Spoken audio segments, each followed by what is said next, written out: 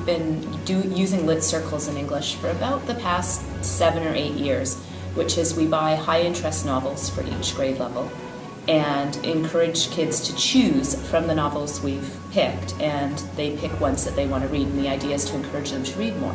But we always have the dilemma of, do we just let them read, or do we want some kind of output to show what they've learned from what they've read? And so we've played with different written forms of output, and this year we decided to try using iMovie to get them to create movie trailers to show what they learned from their book. So Sarah tried it with The Outsiders and had the kids create iMovies, and my husband at another school had done it with his students, and so I was thinking, well, I'm a little nervous because I've never used the iPads before and I don't have one myself, and so the new technology always scares me a little bit. But Sarah had a prep block opposite my English 8 class, and so we talked and she showed me the ones that her class had done, and they looked really neat. And so we decided that she would come in and help my class get started on it, and then just make herself available to troubleshoot if we had any problems. So she came in the first day, and I introduced the project to the class, and then said Miss Garr was our expert on how to make things work. And so we went through and showed them some of the example trailers, and then the kids just went right to it. And I said, form some groups, try and have someone in your group who's got an iPad or who's used the technology before. And most of the groups had someone with that ability. There were a couple groups that didn't, and the kids were just completely engaged for 3 entire class periods. We're really excited about it. I got emails from parents saying this is the first project that they've talked about at home, and this is really neat that they're doing this. And so we spent 3 class days working on it, and they all managed to create a really good product on their books. And then I wanted to present it, but I hadn't booked the iPads for another day because I didn't realize how long it would take. And so then there was the dilemma of, okay, how do the kids get to see this? So I came to you and said, can we put it on YouTube so that I can just access it from my laptop? And so in about 20 minutes in the morning, you showed me how to get it onto my YouTube account, and we did it at the end of class, and it worked just absolutely beautifully, no problem. And it's definitely something I would do again because they were so highly engaged in what they were doing. You did a contest for poetry that you were required to send raw footage of the people. To YouTube, yeah. The kids did poetry and voice this year, so some kids memorized some poems, and they had to present. What they do is they pick 3 poems from a selected list, and they memorize them. And then our submissions to the finals all had to be done by video entry, which again was something completely new to me. And so we tried some different methods of video because of course the quality of the video would determine to some extent how well they did. So my students found me another student who was videoing a lot for the school and who knew what she was doing. So we did some practice shots with cameras and with the iPads to see what took the best video footage, and there were several takes. It was a lot more time consuming than I thought it would be, but we got some really good video footage, and then we had to upload it, and again that was a little bit scary, although their website was really good for walking us through the steps and it was really user friendly. But again, it was sort of that unknown of, okay, how is this going to work? But we left ourselves lots of time, and Nicole, you helped me with it, and really it was not hard at all. Through that process, I learned another piece of technology because I didn't realize that the photocopiers could scan things. And so I learned how to scan things on the photocopiers, which has saved me countless hours, because now things that I don't have on my computer, I can simply scan and then have the copy there and make alterations. So I actually learned 2 pieces of technology that day. It is, one of the questions they ask is, where will you go next? And we've been talking about some laptops that were in a classroom that we're taking out and replacing with towers. And English is getting these laptops. And your department has really been in a buzz about it, what they're going to do. Well, we're excited about that. I know a lot of us do writing portfolios for students, and it's very paper intensive, and we end up carrying around stacks of marking. And so I know that a couple members of my department are thinking, now that we're going to have access to these laptops on a regular basis, that we're going to try and do some e-portfolios and try and get the kids looking at each other's work online.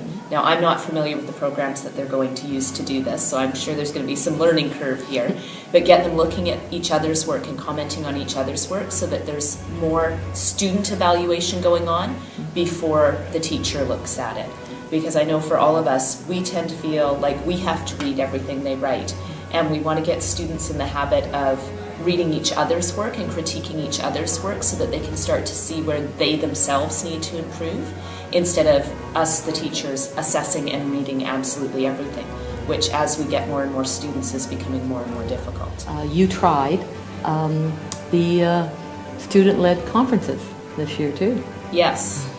I tried the student-led conferences. I wasn't as brave as some of the department members. I only did it with my grade 8s. And what I did was I made myself available to parents for the first session of student-led conferences for the grade 8 parents. And I had the kids leave their notebooks that day. And so I had their notebooks all set out where they sat in the classroom. And then I had a sheet of activities for each child to take their parents. If they wanted to come back and actually talk to me one-on-one, that they could come to the second session of parent-teacher interviews. And I actually only saw 2 parents. And it was interesting because it was the 2 parents whose children had very little in their notebook. But I would have said it was a phenomenal success. I'm not really sure how I would do it with 4 classes and having the work available for parents to see. So that would be a little trickier. But again, really positive experience, and all the parents, I gave them a place to offer feedback, and all of them really appreciated the chance to actually come into the classroom and see where their children spent their time. Our group didn't concentrate on one item to work for the past 2 years. We had tried something different for Pro D, where everyone made individual goals. That's why we have so many people trying so many things. And the rule was, have one, try for a month. If you don't like it, let it go and move on. But what we didn't realize that people would have one, liked it, work with it, and move on to something new as well. And it was a snowball effect. Yeah. I don't know everything that every teacher has done because everyone took their own initiative. Is there anything I missed? Well, I know my first goal was to create a web page so that I could put homework up and so that I could use it for my gifted, talented students and put upcoming events on so that they'd have a place where they or their parents could go just to look to see what was happening. And so that was sort of my goal for the first year. The second year, Margot had experimented with live binders. And so she was putting stuff on so that it could be shared. And so we had her come and do a presentation on how to create a live binder, and we were talking about creating departmental live binders, and that didn't really work for us. And so people weren't taking the time to quickly clip their assignments into the binders. So that's something we'll probably revisit, because it would be nice. We have so many new people coming into our department each year who are here for one semester and then gone. And it would be really handy to be able to direct them to something where they could see, okay, these are the short stories that other people teach in grade 8. Or this is what kind of assessment people are doing at the ends of units. So my hope is that we'll continue to work with that a little bit more. And maybe not using live binders, because I know Margot said she was kind of unhappy with how that was working, but we need to maybe find another format for that. But that's definitely a direction our department is wanting to have. I recall you once saying to me, don't you dare take away my document reader. Oh no, my document reader is used daily. I absolutely love my document reader. I use it for actually a lot of purposes that a lot of teachers don't. I don't just use it like an overhead, although I do that. I do a lot of showing student work under the document reader and actually writing on the student work so that the kid can have it back and everybody can see, okay, this is how we could have fixed this sentence. So for English, that works really well. But I also use it a lot to take pictures of stuff and upload them to my website so that students, when they're away, can see, okay, we've looked at this poem. These are the notes that were taken on the poem. And here it is now on the website, so that I wasn't there, but I still had that experience of seeing what was going on. I've actually also used it on one day where I forgot to go get an iPad to video students, and I've used it to video students, which is a little bit weird having this arm looking at you while you're speaking, but it's a camera, and it can be used like a camera, and so it works as a video as well. I haven't yet actually videoed myself explaining something. Like I'm doing Macbeth right now, and when the kids miss the explanation, they find it really hard the next day. And so I'm thinking about trying to use it just to record what I'm talking about as we're going through the play and downloading that to the website so that the kids, when they're absent, can see it. But we'll see.